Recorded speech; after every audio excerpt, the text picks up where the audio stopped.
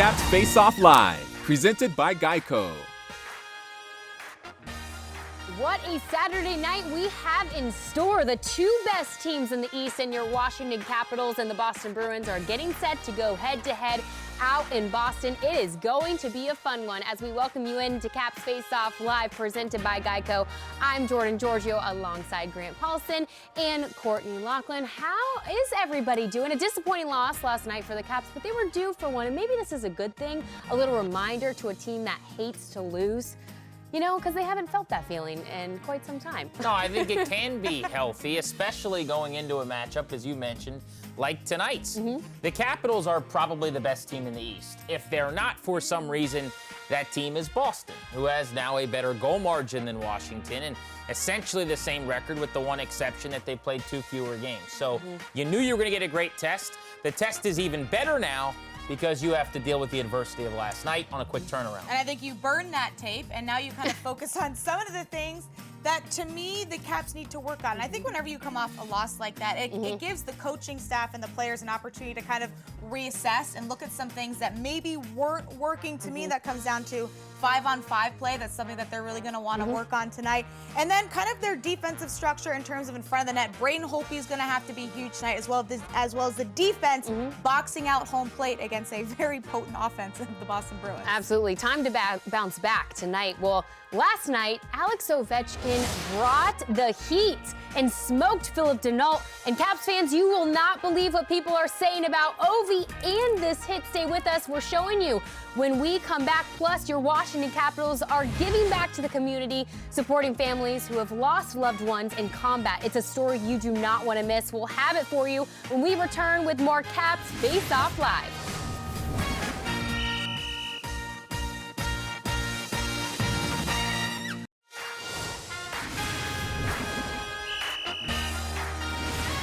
It's a beautiful night out in Boston. Caps looking to rebound from last night's disappointing loss against Montreal. Two of the best teams in the East get set to face off tonight.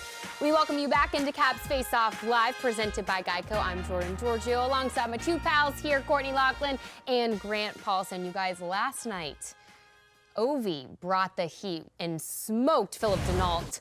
And it was pretty intense, and everyone on Twitter is up in arms about this, if it was a clean hit or not. Last night in the locker room, Ovi and Coach Reardon actually shared their thoughts. Let's take a listen real quick. I just thought it was a hockey hit, and that's all I see it being viewed as. Well, it's hockey. You know, it's not a ballet. Did you feel like that hit maybe woke them up a little bit and kind of energized their bench? I don't know. How I said, it's a hockey play. It's he didn't see me. You know, it's clear hit. I don't know. Nothing to say. Here a look at a few tweets from people who were just very upset. What do you guys think? Penguins fans. What do you guys think? Was this clean or not? Because last night we talked about it, but now we've had a second to kind of watch the replay. It was completely clean. If you're a Penguins fan or an Islanders fan or someone who is not impartial on this, I don't care what you think. And worry about your own team. Yeah. This hit was fine. If you can't do this, you can't do anything. It was a very reasonable, normal hockey play. The thing that everyone gets up in arms about as often as they possibly can is this idea of leaving your feet. But when a freight train like Ovechkin delivers a blow, like a linebacker in football or something, often with the shoulder to the shoulders or the chest, eventually you go to the ice and your feet are no longer skating along the ice. I'm sorry about that, but this is a clean hit. There's nothing really to see here. This is a guy who has 39 hits in 21 games this year. This is his game. He's bigger, he's faster, he's stronger than almost every player on the ice at any time in the National Hockey League that he's going to be playing against. And there's going to be hits like this. I'll be the first one to say when someone goes too far, that was not this. And again, we need to be real careful about what we start to try to legislate out of hockey. We've already done a really good job, I think, to protect the head of as many players as possible. What message are we sending if that's now a bad hit, that we need to not hit in the chest or the shoulder? I don't know what you want Ovechkin to do there. It would become a non-hitting league if non-checking Is that what league. we want? Like if that was something that was suspendable, that's where we're going. I think a couple things. Listen, Ovechkin is not, I know a lot of people have tweeted about that. Ovechkin is not a dirty player. There's some dirty players that we're going to be talking about later on in this show. We'll get all into it. Ovechkin is not one of them. He plays physical. He's a big guy, but not a dirty player. I think you look at that whole play, they talk about being a hockey kind of just a hockey play, and it all starts from Ovechkin back-checking. Ovechkin is back-checking hard through the middle of the ice. He catches Drouin, who has his head down. That's his own fault. By the way, that is his problem. Exactly. That's not Ovechkin's problem. Get your head up. You know that hockey is a fast game, so I'm not sure what they're watching. I'm not sure quite where Alex Ovechkin, I know from that video it looks like he left his feet. My question is, though, it looked like to me Orlov got in his way. Orlov is very close to Drouin, who he's about to hit. Is Ovechkin trying to dodge Orlov and kind of jumping maybe just a fraction of a centimeter, a hair, maybe? And I think that's where people go up in arms is, did Ovechkin leave his feet? But I think you have to look at the whole play. I think you can't microscopically look at it and say, well, did he just leave his feet? You have to look at the whole play. I also think we're at a point where if a player hits somebody and it's from your rival team or a team you don't like, the hit's suspendable and you hate it. Yeah. We need to kind of separate this and say, what if this was a guy on your team? What would you think about him being given a major penalty or some issue where he's not able to play a game or two from now? I just don't think that many people would feel okay about a good hockey player. We pay a lot of money for our seats. We pay a lot of money to go to these games, to watch guys like Alex Ovechkin do things like that. If he's not able to play in 2 games or a game upcoming because of that hit, what is our end game? Right. And at what point is hockey just still hockey? That's my question. The only reason that this is a big deal is because of social media. Yeah. Back in my dad's day, there was no social media. People weren't making big deals about it because there's no platform to talk about it. They might talk about it in the newspaper the next day or maybe on a broadcast, but nobody's making a big deal out of it. And I think that has hurt the integrity of the game a little bit. We talk about these offsides calls and all these replays that I think sometimes are taking away from the game. And I think social media Did we hear anybody from the Montreal locker room or coaching staff call for anything? They said it was great because it gave them the jump to make them score 4 goals. If a that's couple what I was of going to ask you, avatars and people from the 412 on Twitter don't like this, I just don't care. Right. Court, this is what I was going to ask you. Do you think that might have been the turning point that maybe woke up the Canadiens? Because they said it may have been. I think so, and I think what's unfortunate is that play should have woken up the Capitals and not the Montreal Canadiens, and that's something that a lot of times when your player gets hit like that, you're on the bench, you're saying, oh man, like we've got to step it up because we need to prove it to the other team. We're not going to accept that kind of play, and so I do think that it woke up the Canadiens, but I still think that was not. The Caps did not play their game, which is the reason why they lost, not necessarily because of that hit. The Caps just didn't play a good game. Flat out. All right, let's focus on tonight's game, okay? As expected, Braden Holtby will start in net. He has yet to lose a game in regulation since October 10th. Holtby plays well against teams like Montreal, but he plays even better against Boston. Courtney, I got to ask you this. Why do certain players play outstanding always against certain teams? It's kind of crazy the way that the numbers match up statistically. I think it has to do with the style of play of opponents, of how teams play. Some teams are kind of north-south teams, other teams are east-west teams, and whether you're a goaltender or a forward or a D, there's just some teams that you know going into it that it's a great matchup. And you just, I don't know, there's a confidence about it. Like when I played, it was always Buffalo State that we knew that whenever we went into Buffalo State, we were going to win. It was just a confidence and just the way that you match up against their style of play that some teams fare over others. Is it because you knew exactly what they were going to bring in their game? A little bit, and just kind of like, and just the style. Right, and how they execute and how they're coached. And teams usually stick with the same system for a long time or same brand of hockey. It's just Caps hockey is Caps hockey, and you know what to expect. I believe there's a psychological element to this as well. You know, Braden Holtby, we know, you watch him before the game, and he's watching the entire game before it starts on the bench. It's a very mental goaltender, right? It's a mental position, obviously. But he came up in his infancy with the Capitals in the National Hockey League. And you see the numbers here, 16-3, a 9.46 best against any club, and a 1.80, 4 shutouts. You know, basically over 20% of the time when he plays his team, he shuts him out. But I go back to the beginning.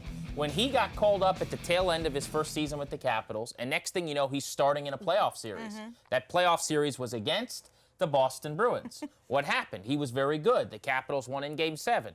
Thank you, Joe Ward. You're my boy, Blue. But that series, I think, for him is like a happy place. Yeah. And I think you think about the Bruins and your career starts with that type of success, and then a year from then you have a couple good regular season games, and it just snowballs. And I really believe, you think about anything that we do in our lives, right? You get comfortable in this set, in this studio. If we went to a different studio, a different set, maybe you're a little bit thrown off. I think that's a building he's comfortable in, whether it's the ice, the net, whatever it is. I think it's a team that he's had a lot of success against, and he has found a really nice groove against this team. Absolutely. Well, we got to go to break, but the Caps are getting set to see a face they don't always prefer to see. We know Caps fans certainly don't. Brad Marchand always gives the good guys on the ice a hard time. Are we in for a little dropping of the gloves tonight? We'll see. Plus, the good guys are always giving back to the community, this time to families who have lost loved ones in combat. Their stories will give you goosebumps like they did to me. Stay tuned. We'll show you when we come back.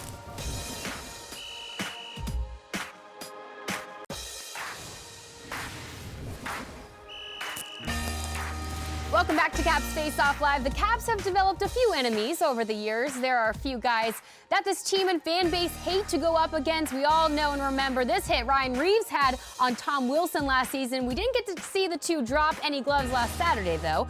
We also can't forget to mention this altercation between Brooks Orpik and Matthew Tkachuk. Tkachuk grabs Orpik from behind. The youngster Tkachuk throwing punches left and right to the 38-year-old Orpik. We have a fun Caps mailbag for you today. I got my two pals ready to go at the touchscreen because we're talking the top 5 players Caps fans love to hate. And Courtney, if I was a betting gal, I would put money that we are going to see one of the guys on your list tonight in Boston.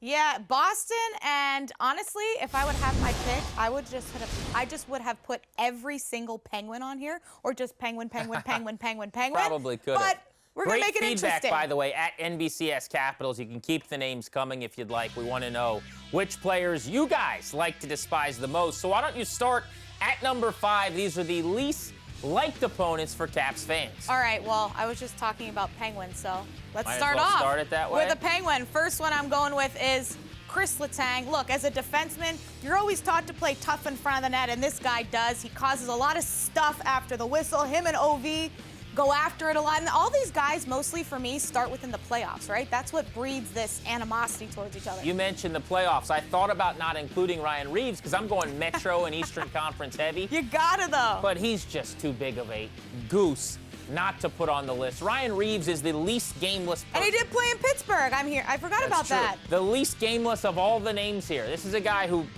the league is trying to get rid of players like him who just go around and headhunt and don't really have that much skill. At least the guys we have above him on these lists will have more skill. What do you got? Another Penguin. You're going to see a theme here. This is why this is the best rivalry in hockey. Honestly, I could just put every Penguin on here, but I think, again, these rivalries start either from the playoffs or it's always Ovechkin, Crosby, Malkin, Backstrom. He's a big guy, This plays Malkin on the hit, edge. by the way, on TJ Oshie was gruesome. This was a year ago this month. He said after the game there was nothing wrong with it. Now you tell me, You want to talk about dirty hits. Right. People are talking about Ovechkin's It's hit. high. That is what a dirty hit looks like. Don't worry, Evgeny Malkin will show up on my list. It just hasn't happened yet because he's going to be a little bit higher up. I'm going to go with Seth Jones, and you go, wait a second. Interesting. Grant, Guillermo, as they called you in Spanish class back in the day. Why are you putting Seth Jones at number 4? And the answer is because he trolled my guy, Evgeny Kuznetsov. When he scored a game-winning goal against the Capitals, he did the bird. I'll never forget it. You're annoying. Now, luckily, your team is not as good, so I don't have to worry about the Blue Jackets anymore. But just how obnoxious was that whole thing by Columbus and Seth Jones? Really good player, though. Talented kid. I'd love to have him on my team. Pesty. Pesty is Yeah, like absolutely. he's a little bit of a pest. All right, next one going with the guy that, Caps are going to see tonight. Way Let's too go low. with... You got to have You him want him higher. up higher? I got other ones that are going higher. All Let's right. go with Brad Marchand. Look, this guy, you never know what he's going to do on the ice. Not to mention some dirty, questionable plays. He plays on the edge, slew foots. He might even lick you. I mean, he's just a guy you have no idea what he's going to do. Kenny Malkin, you've mentioned why. I won't add a whole lot, but it's 14 years of his nonsense. The 33-year-old, great player, but the hit on Oshie, if nothing else, and there are plenty of other items why. gets him to number 3 on my list. All right, number 2, Grant, Ryan Reeves, guy that thinks he can fight Tom Wilson, but he can't.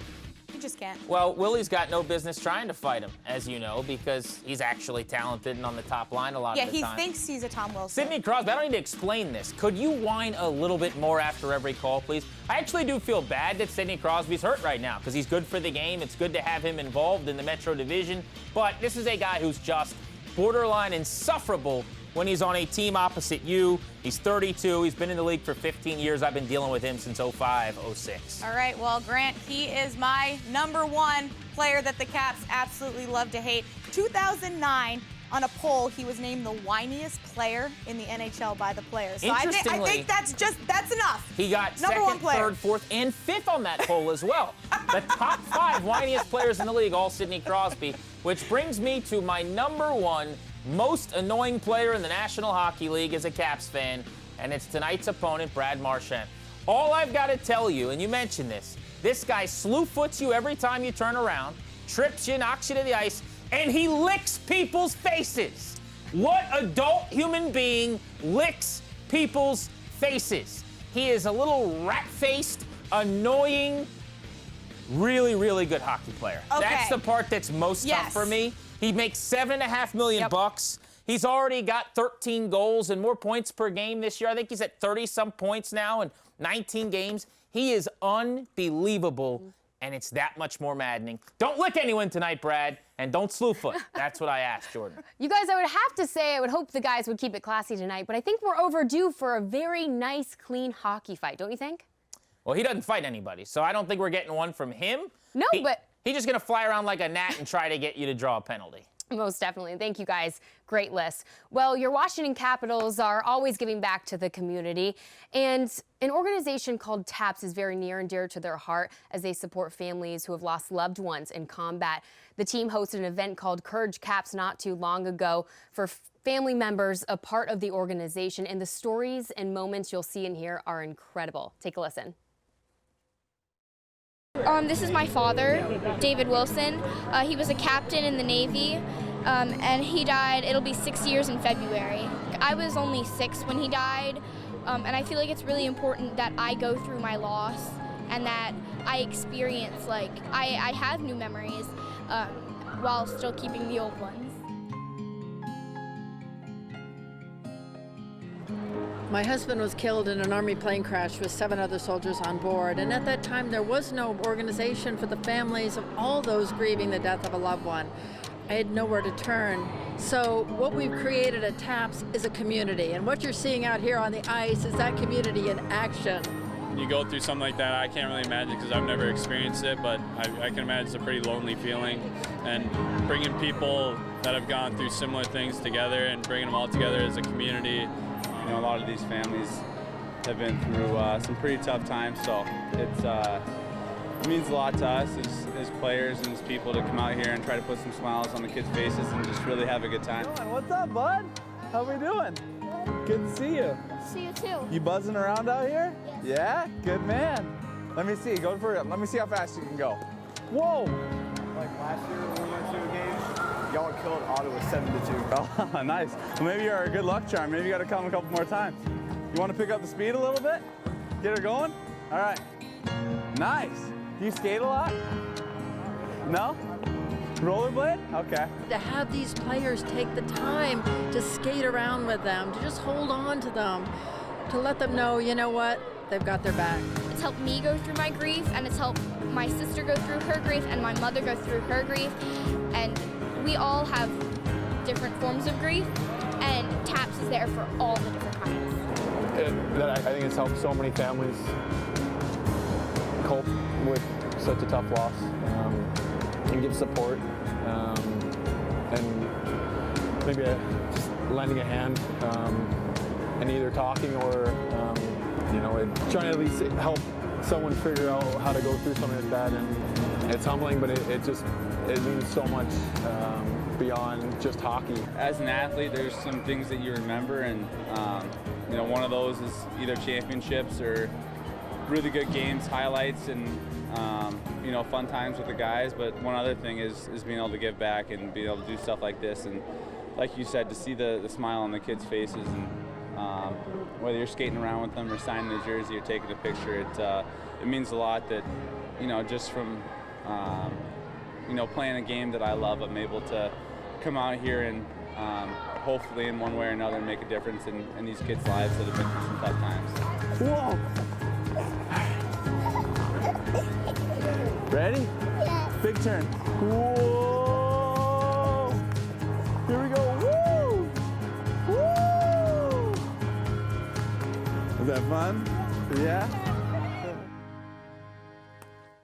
Such an amazing event. These guys do so much good off the ice. Yeah, It's they incredible. do. That was great to watch. Well done. And you're right. I mean, they do this all the time. There's only so often that we give the attention that we probably should to events like this, but that was perfect from Oshie. And that's the thing. Hockey players are just so caring. They're caring with their families, and they're caring with community service and what they do kind of outside of the hockey rink. It's amazing. It's now time, you guys, for our score prediction presented by Volkswagen. But before we get to that, I want to know the keys for the Caps tonight up against the second best team in the East and arguably the best line in hockey, but they will be without one of their stars. I think my key is, I think you got to play from out in front. Yeah. Second night of a back-to-back is difficult, particularly when you're a man down. Remember, they had one fewer forward than normal last night. So I think you got to not be chasing this game late. And my key is 5-on-5 play. I kind of mentioned it up the top that the Caps is something that they want to work on and get better at. So 5-on-5 play, especially without Bergeron, that could be a key for the Caps. So 5-on-5. Quick score predictions and players to watch. 3-2 Bruins. I don't like the matchup second night of a back-to-back going on the road. That is exactly what I was going to say. I went 3-1 Bruins. 4-2 Bruins. I hate it. I hate it. All right, quickly, players to watch. Hashtag for me. Give me Oshie. We just saw him in the video. I think he scores a goal from the slot. Love Green it. Holtby. All right, sounds good. Puck drop is 30 minutes out in Boston. Caps pregame live is coming up next.